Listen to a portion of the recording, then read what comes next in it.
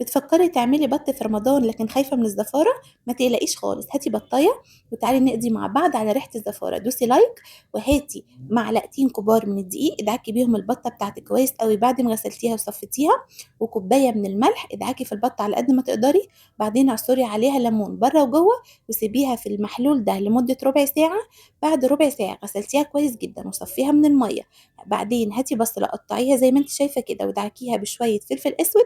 حاولي تحشي بيها البطاية على قد ما تقدري، وهسيبها بقى في الحشوة دي لمدة ربع ساعة بعد ما اكتفها كده زي ما انت شايفة عشان ما تفكش مني في الحلة. وبعدين بقى هاتي مية بتغلي، انزلي فيها بجزر، ليمونة، قطاية، شوية قرنفل وفصين توم. والليمونة أنا حطاها عشان حلتي ألمونيوم علشان ما تسودش مني، وشوية فلفل أسود وشوية ملح. بصي الشوربة رايقة قد إيه، حلوة قوي وريحتها تحفة.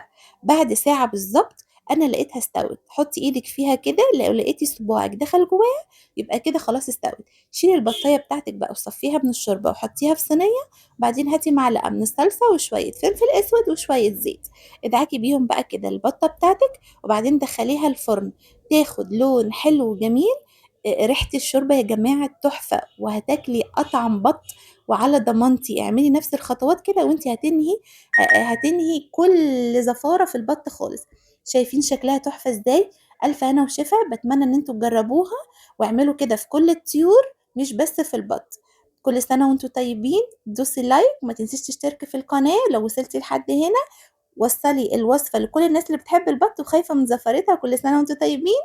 باي باي.